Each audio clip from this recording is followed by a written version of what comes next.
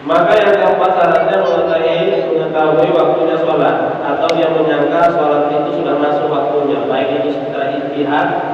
Ijtihad itu maksudnya adalah sudah diketahui secara syariat, namanya lihat jam, lihat matahari sudah betul-betul waktu sholat itu masuk. Harus mengetahui waktu sholat. Kalau sholat di luar tadi, maka kalau dia sholat itu tanpa mengetahui waktunya sholat, sholatnya dia nggak tahu itu.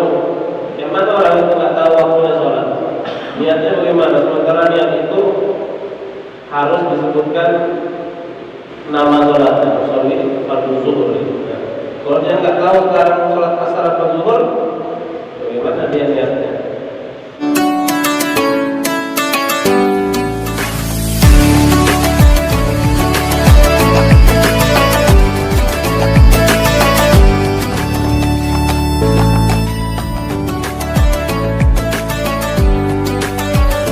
Hai ayah bunda, sebelum nonton video ini, jangan lupa subscribe, like, comment, and share.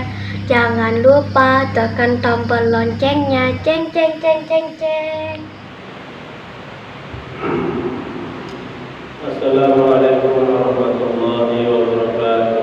Waalaikumsalam. Innalhamdulillah.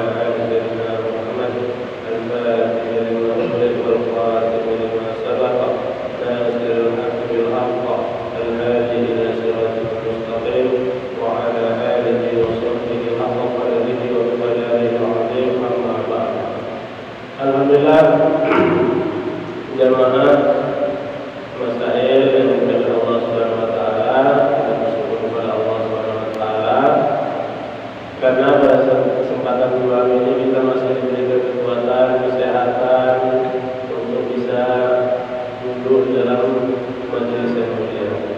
Masih bisa duduk di tempat yang paling mulia yaitu masjid dan mendengarkan perkara ilmu agama. Ini adalah satu anugerah yang besar.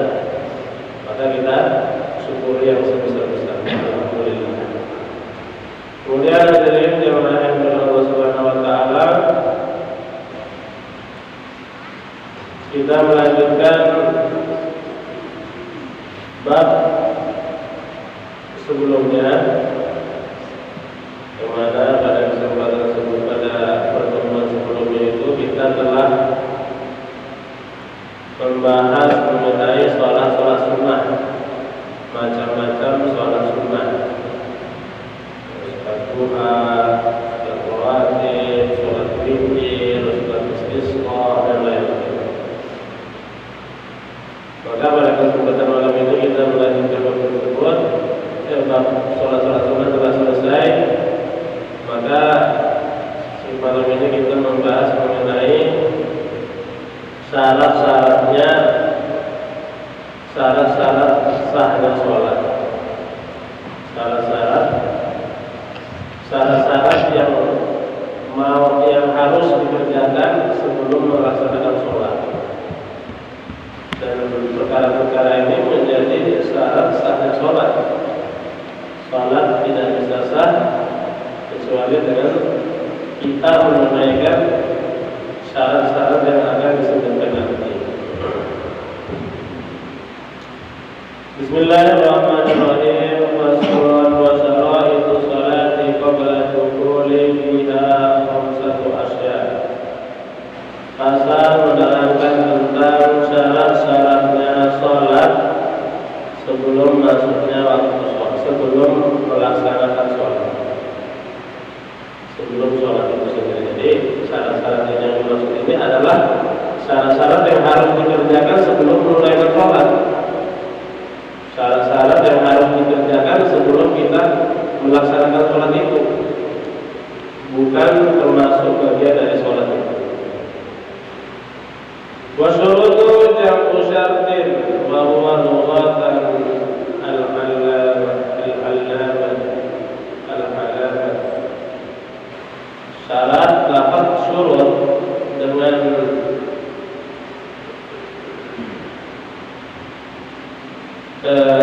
di lafaz syurut jamaknya dari lafaz syartun itu artinya adalah an. Secara syarat adalah ma tawaqqafu sihhat as-salati alaihi wa laysa juz'an minha. Secara syarat itu adalah sesuatu yang butuh, sesuatu yang dibutuhkan sahnya sholat. Jadi sahnya sholat itu butuh pada syarat-syarat yang akan kita sebutkan ini.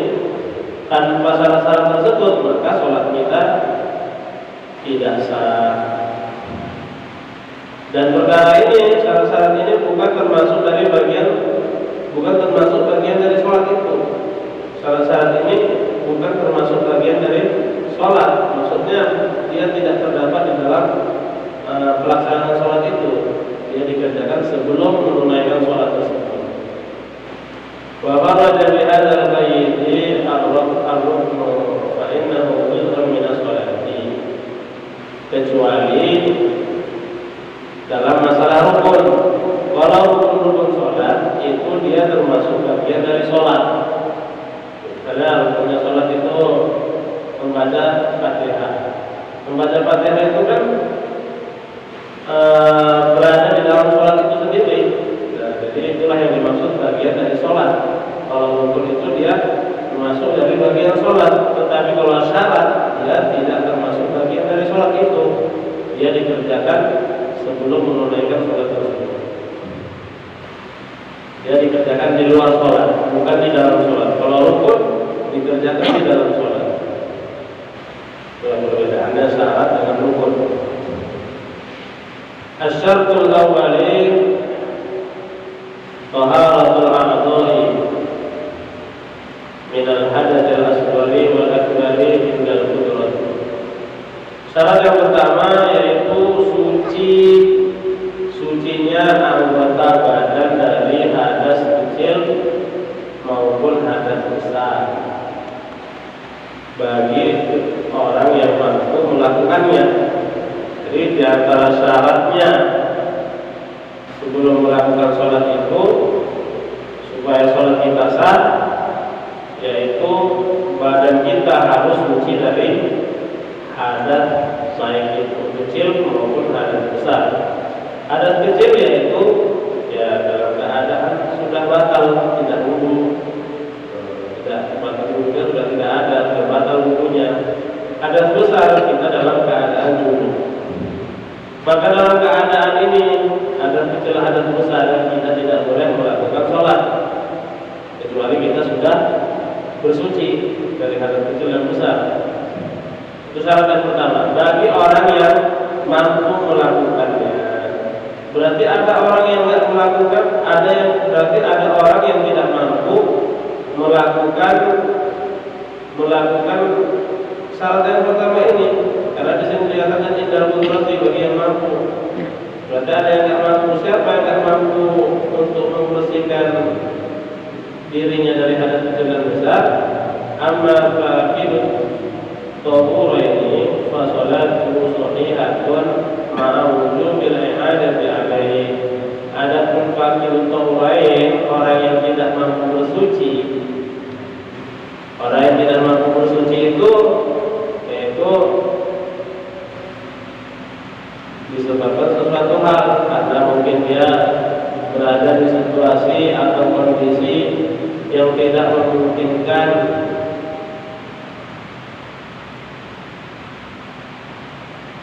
seperti misalnya dalam keadaan sakit orang itu tidak bisa kena air, ataupun dia parahnya sakitnya tidak bisa bergerak, ya, mau ditayamumkan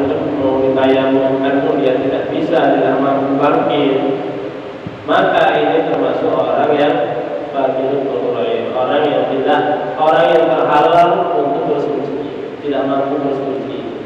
Maka sholatnya gimana? Sholatnya sholihatun, sholatnya orang yang terhalang dari bersuci itu sah-sah saja. Kalau dia sholat sah, akan tetapi nanti kalau dia sudah berada di situasi yang memungkinkan untuk bersuci, misalnya sakitnya tadi sudah sembuh, maka dia wajib untuk mengulangi sholatnya yang kemarin dikerjakan dalam keadaan sakit tersebut. Misalnya orang kecelakaan motor, sakit parah ini, badannya banyak korban, tidak bisa bersuci, maka dia tetap wajib sholat dalam keadaan ya sebisanya. Untuk bersucinya, kalau dia nggak mampu bersuci, nggak usah bersuci, sholat aja.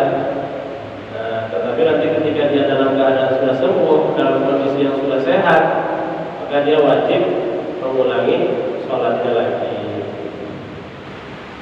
Kalau itu percuma kan?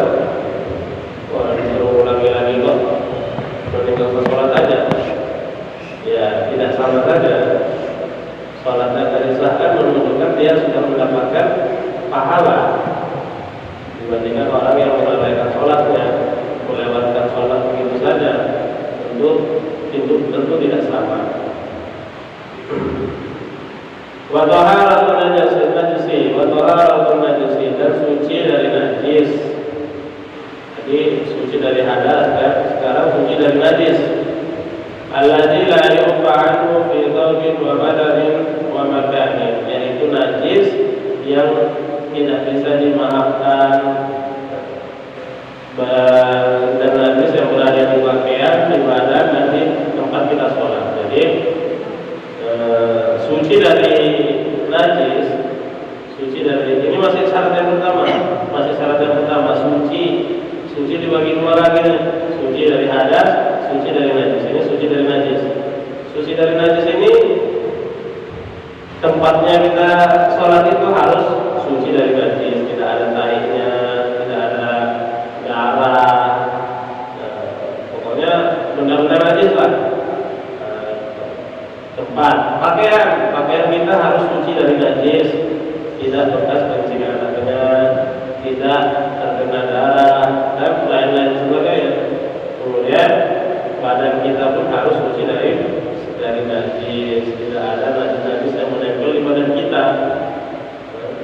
Jadi suci dari najis ini, bersih dari najis pada badan kita, dan tempat kita itu harus suci dari hal-hal najis.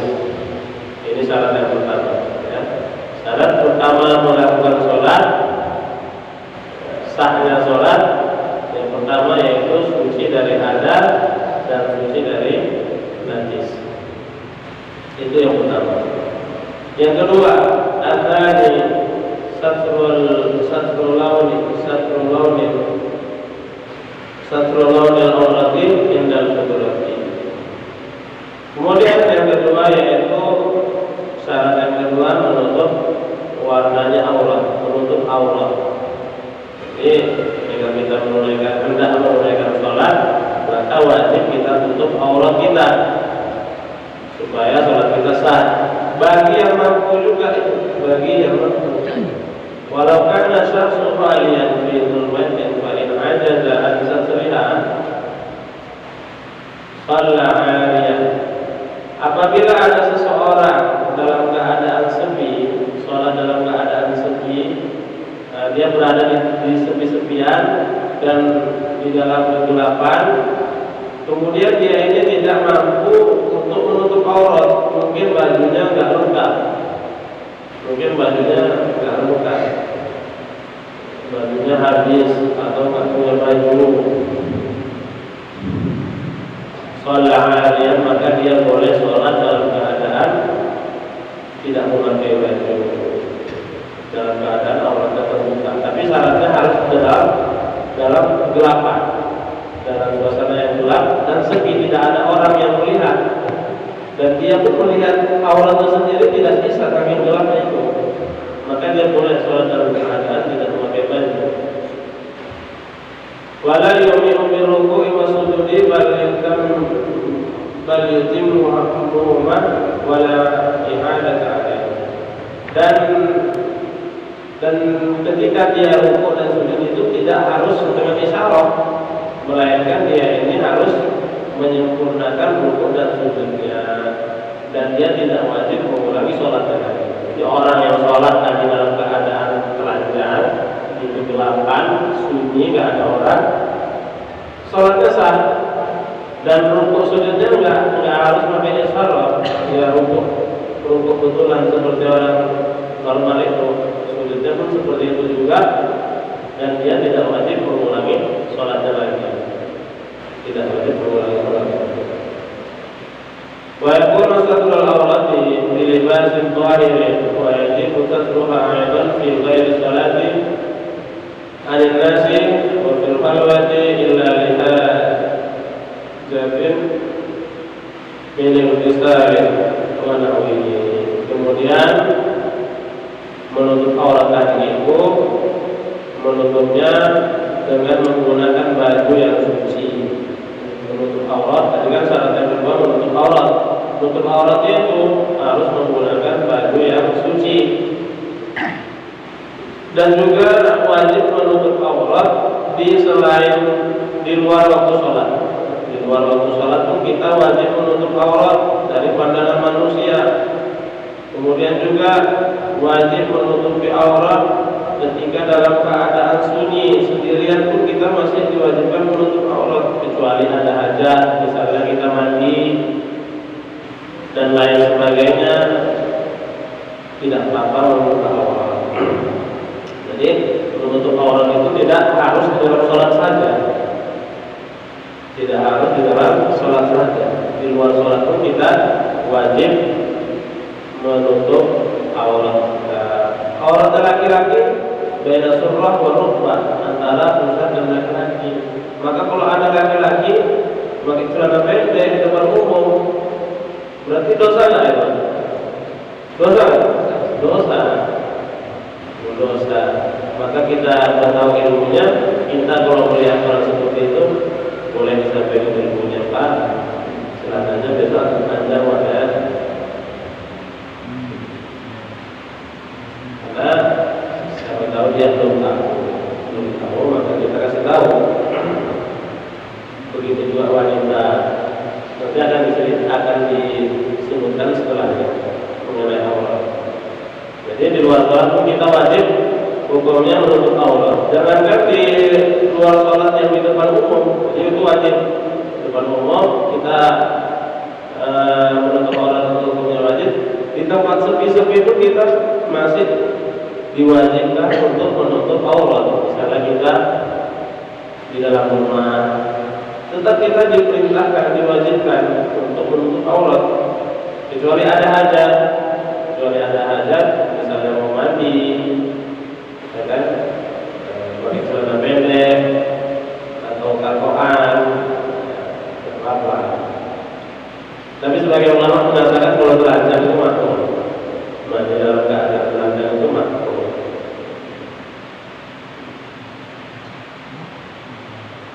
Kemudian wa amma satruha an nafsihi, dan kata para ulama, mandi dalam keadaan telanjang itu asbab kefakiran. Jadi orang suka mandi telanjang itu menjadi asbab kefakiran. Dan biasanya kalau orang itu tidak mandi basahan, mandinya dalam keadaan telanjang, itu dia akan pandangannya itu akan selalu tertuju ke kemaluan itu biasanya. Dan orang itu kalau terlalu sering melihat kemaluan, melihat kotoran itu akan, kata para ulama, akan melemahkan daya ingatnya, akan cepat lupa. Orang itu kalau suka lihat kemaluan, lihat kotoran itu, kalau buang hajat, buang air besar, dilihatin kotorannya itu, atau buang air kecil, dilihatin air kencingnya itu dapat melemahkan daya ingat dan cepat lupa. Maka kalau sebisa mungkin mandinya pakai basahan. Wa amma satruha an nafsihi fala yajib innahu yukrahu nadzuruhu ilaihi. Adapun menutup aurat dari dirinya sendiri, tadi kan menutup aurat dari pandangan orang supaya tidak dilihat oleh orang lain, aurat kita tidak tutup, itu hukumnya wajib. Sekarang menutup aurat untuk menghindari dari pandangan diri sendiri, berarti tidak ada yang melihat kecuali kita sendiri. Misalnya kita berada di kamar sendirian aja, itu tidak wajib menutup aurat pada waktu kita sendirian, untuk diri kita sendiri, itu hukumnya tidak wajib. Akan tetapi makruh jika kita melihat aurat kita sendiri. Jadi kita itu melihat aurat kita sendiri itu makruh hukumnya. Makruh hukumnya. Kalau orang lain melihat aurat kita, hukumnya haram. Walaupun sama-sama laki-laki. Walaupun sama laki-laki. Makanya sebagian ulama mengatakan nonton bola itu haram, karena mereka rata-rata celana pendek dan kita lihat aurat, jadi melihat aurat, orang walaupun sama laki-laki. Seperti itu. Ya, keharamannya bukan nengok bolanya, karena melihat auratnya itu keharamannya. Bukan melihat main bola. Kalau main bola boleh saja.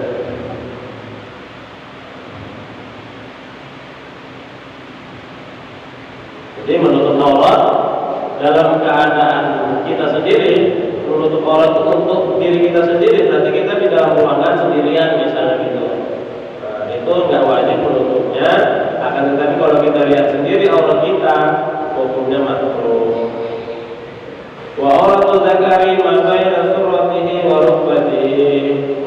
Auratnya laki-laki itu perkara yang berada di antara pusar dan lutut. Pusar laki-laki di antara pusar sama lutut, itulah aurat laki-laki. Berarti kalau ada orang mau buka baju, maka celananya itu di atas pusar supaya auratnya itu enggak kelihatan. Kalau pas pusar gimana?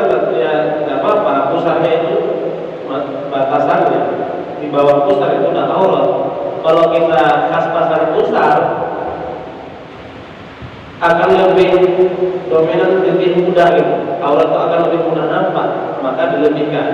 Pakai celana itu dilebihkan di atas pusar, sehingga aurat itu betul-betul tertutup gitu, akan susah kelihatan. Begitu juga celana itu jangan pas-pasan di lutut, nanti dia tersingkap sedikit, aurat kita kelihatan. Maka pakai celana itu ya dilebihkan. Ya kalau bisa di pertengahan betis tuh, di atas mata kaki, celana sementara itu jangan sampai menutupi mata kaki juga. Subscribe to my channel Di atas and mata also kaki press lebih this banyak. bell icon. Karena memakai kain sarung atau celana melebihi mata kaki pun itu termasuk ciri-cirinya orang-orang sombong, orang-orang yang congkak, orang-orang yang memiliki musuh. Tapi kalau dia niatnya nggak sombong ya boleh-boleh aja. Kata sebagian ulama boleh-boleh aja.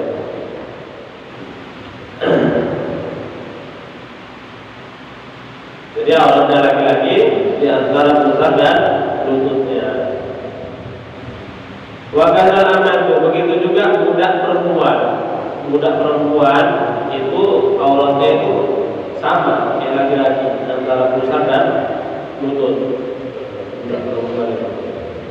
Wa auratul hurrati, auratnya wanita yang bukan budak, wanita yang merdeka seperti wanita-wanita zaman sekarang. Kan sekarang sudah tidak ada budak. Sekarang ini wanita-wanita yang ada di sini itu wanita merdeka semua.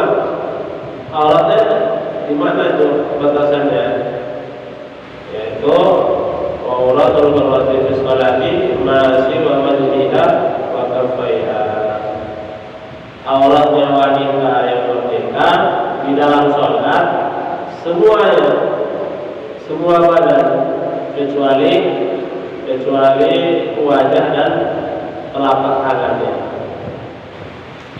Kecuali wajah dan telapak tangan, baik itu bagian luarnya tangan atau dalamnya tangan sampai batasan pergelangan ini. Nah, itu batasannya. Ini auratnya wanita dalam sholat itu seluruh tubuh kecuali wajah dan tangan ini, genggaman tangan ini. Baik dalam luar, yang penting batasannya pergelangan tangan ini.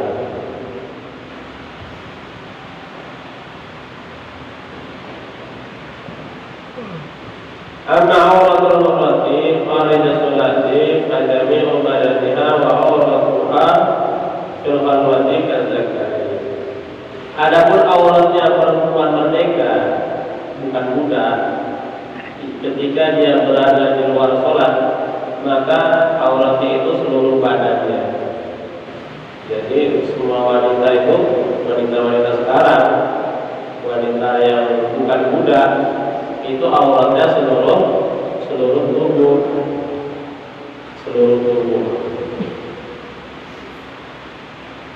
kaki termasuk aurat, tangan termasuk aurat, maka itu semuanya wajib ditutup. Adapun auratnya wanita di sepi-sepi fil khalwati kadzakari, seperti laki-laki. Laki-laki tadi antara pusar dan lutut, maka auratnya wanita ketika di sepi-sepi nggak ada orang lain, itu seperti laki-laki auratnya, tidak di antara pusar dan lututnya. Ketika dia sendirian di sepi-sepian, auratnya seperti laki-laki antara pusar dan lutut. Wal auratul lughatan an-nafsu wa tutlaqu syar'an ala ma yajibu satruhu wa wal muradu huna wa ala ma yuhammu nadzuruhu wa zakarahu wal ashabu fi kitabin nikah. Adapun aurat secara bahasa itu artinya kekurangan, secara syarat adalah perkara yang wajib ditutupi. Aurat itu adalah perkara yang wajib ditutupi. Adapun yang dikehendaki di sini adalah perkara yang haram dilihat. Sama aja. Jadi aurat itu yang dikehendaki di sini adalah perkara yang haram dilihat. Jadi aurat itu hukumnya haram dilihat sama orang lain. Kalau dilihat sama diri sendiri hukumnya makruh. Sebagaimana yang telah disebutkan oleh ashabnya Imam Syafi'i di dalam kitab ini, di dalam bab nikah. Itulah aurat. Kemudian yang ketiga, syarat sahnya sholat tadi yang pertama adalah suci dari hadas dan najis. Yang kedua, menutup aurat. Yang ketiga, watarisu wal wuqufu ala makanin tahirin fala tasihu salatu syakhsin yulaqi wa qabalihi aw libasihi najasatun fi yamin aw qawlin aw rutu'in aw sujudin. Yang ketiga yaitu berdiri di tempat yang suci. Ya. Syarat yang ketiga sahnya sholat yaitu berdiri di tempat sholat itu tempatnya harus tempat yang suci. Maka tidak sah sholatnya seseorang yang ditemui di sebagian badannya, pakaiannya atau tempatnya itu terdapat najis, baik itu dalam keadaan berdirinya sholat, dalam keadaan duduk, rukuk atau sujud. Ketika kita dapati di dalam diri seseorang itu ada najis di badannya atau pakaiannya atau tempatnya, tempat nggak termasuk tempat badan atau bajunya, maka sholatnya tidak sah.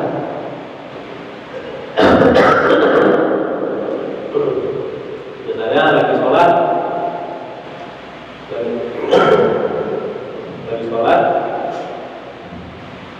pas mau sujud, pas kita gini itu kepegang cicak, batal sudah sholatnya. Buang cicaknya, bersihkan, dicuci sudah. Bulunya nggak batal, ya bersihkan aja. Kalau udah bersih, sholat lagi, bersihkan pakai air. Tetapi kalau cuma di sekitar situ, di sekitar tempat kita sholat itu nggak kena sama kita, nggak apa-apa, sah-sah saja sholatnya. Jadi ketika sujud, ketika rukuk, duduk, kita kena najis, maka batallah sholatnya, salahnya tidak sah. Warabiul ilmu bidulil waktu. Yang keempat, mengetahui waktunya sholat. Awalnya dukulihi bil ijtihadi wa sholat bi ghairi dzalik lam tasihha sholat. Maka yang keempat syaratnya mengetahui waktunya sholat, atau yang menyangka sholat itu sudah masuk waktunya, baik itu secara ijtihad. Ijtihad itu maksudnya adalah sudah diketahui secara syariat, memang ya, lihat jam, lihat matahari, sudah betul-betul waktu sholat itu masuk. Harus mengetahui waktu sholat. Kalau sholat di luar tadi, maka kalau dia sholat itu tanpa mengetahui waktunya sholat, sholatnya dia nggak tahu itu. Yang mana orang itu nggak tahu waktunya sholat? Niatnya bagaimana? Sementara niat itu harus disebutkan nama sholatnya, sholat fardu zuhur. Kalau dia nggak tahu sekarang sholat asar atau zuhur, bagaimana dia niatnya? Nah, kalau ada orang sholat tanpa mengetahui waktu masuknya sholat atau waktu sholat tersebut, maka dan tasrihah sholat itu tidak sah sholatnya. Wa in shadaqallahu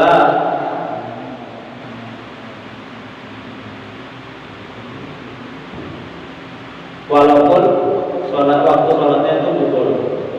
Misalnya gini, ada orang tidak mengetahui, tanpa mengetahui waktunya sholat, dia sholat saja, nebak-nebak aja, ini kayaknya asar ini, sholat dia.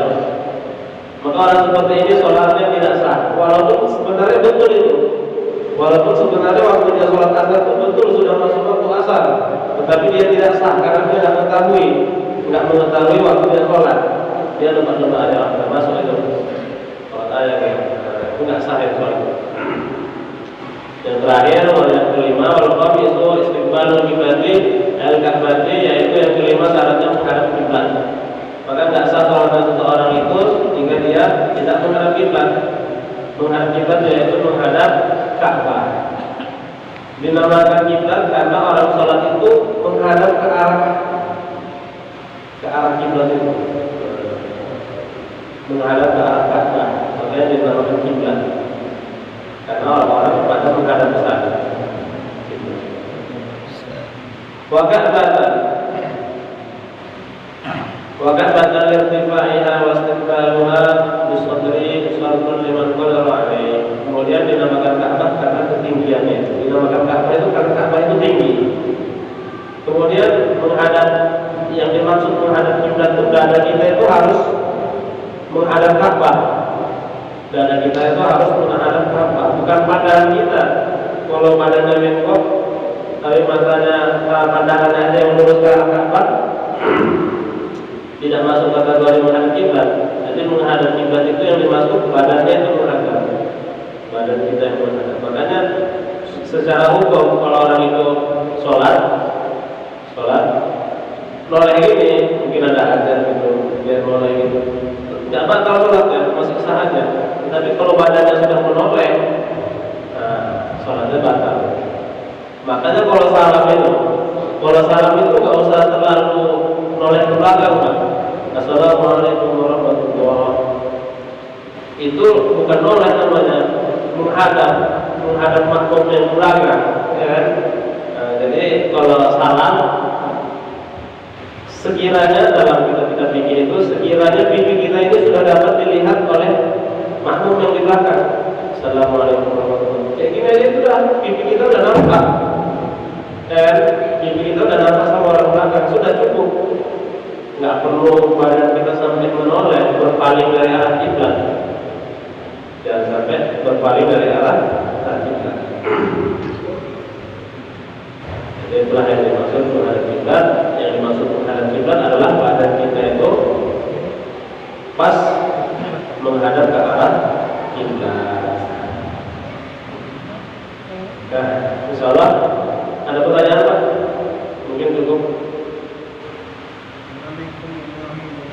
Waalaikumsalam. Gimana cara Pak kita banyak ketiga? Gimana? Kita banyak ketiga. Ini bayar Pak.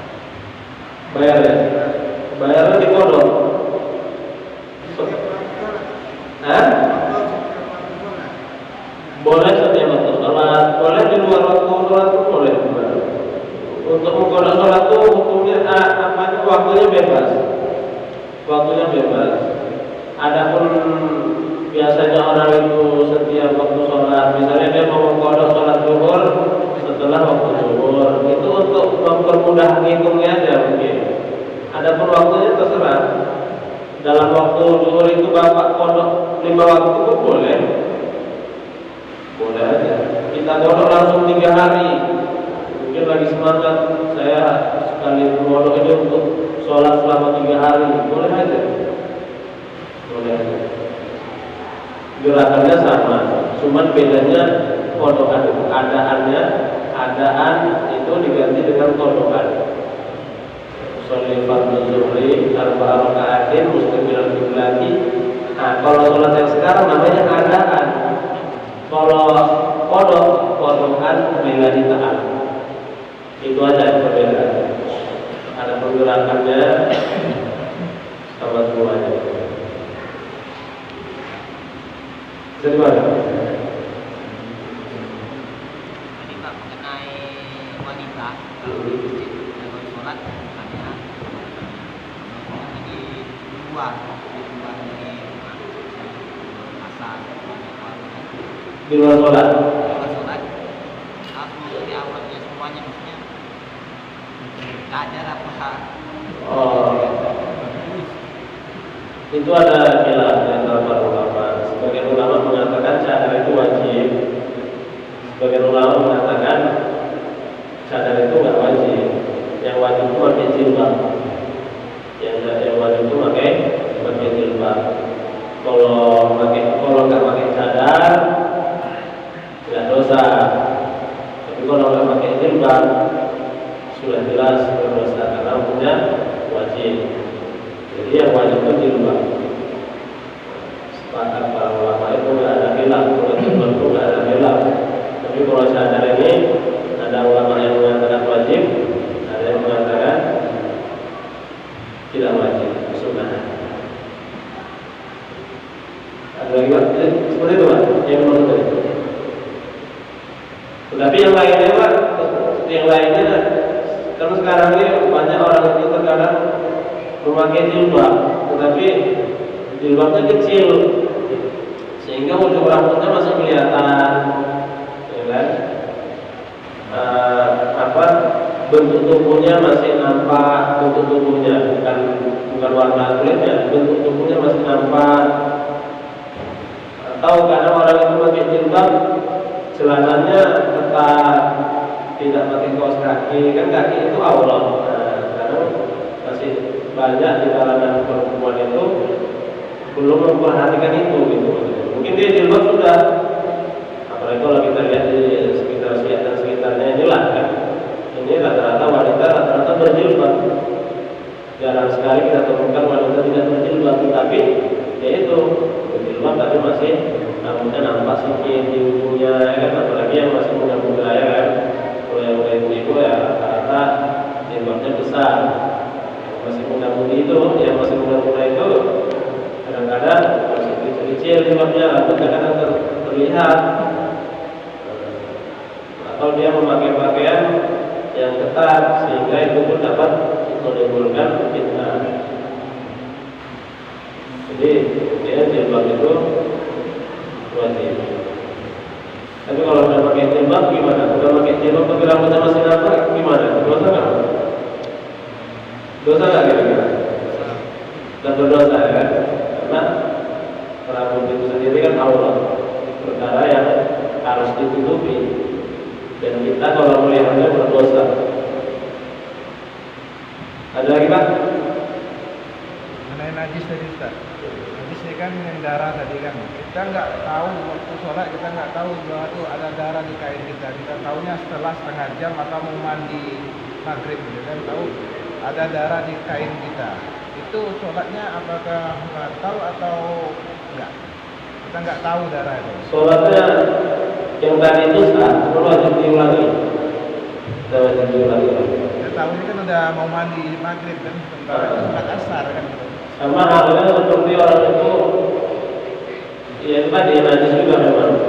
Atau dia junub, ada orang junub, tapi dia nggak sadar. Ya, bangun tidur gitu, bangun tidur ya dia nggak tahu apa-apa, langsung pikirannya nggak ada masalah. Wudhu, sholat subuh.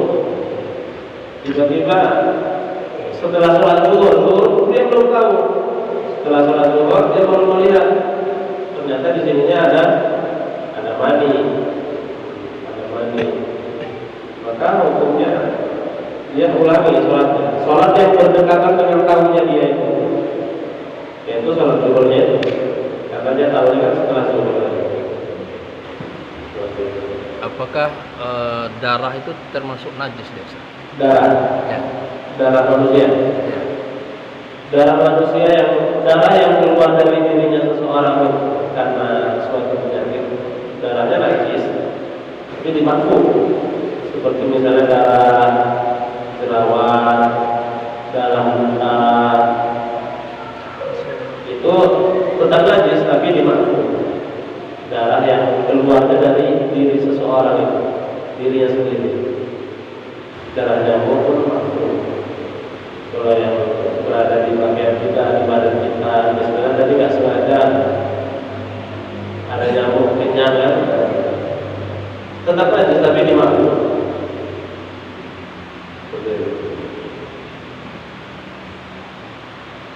Ada lagi Pak? Insyaallah. Cukup Pak ya? Alhamdulillah. Semoga pertemuan kita malam ini, kajian kita malam ini menjadikan asbab kebaikan, asbab tambahnya ilmu kita, dan menjadi asbab kebaikan untuk diri kita, keluarga kita, dan umat Islam ulama. Insyaallah. Maka kesempatan majelis ini marilah kita tutup dengan doa kafaratul majelis. Subhanallah majlis, subhanallah Assalamualaikum warahmatullahi wabarakatuh. Waalaikumsalam warahmatullahi wabarakatuh. Salamu alayka ya Rasulullah. Assalamu alayka ya Rasulullah. Terima kasih telah menonton dan mendengarkan perkataan yang baik. Sesungguhnya pendengaran, penglihatan, dan hati akan ditanya oleh Allah Subhanahu wa Ta'ala.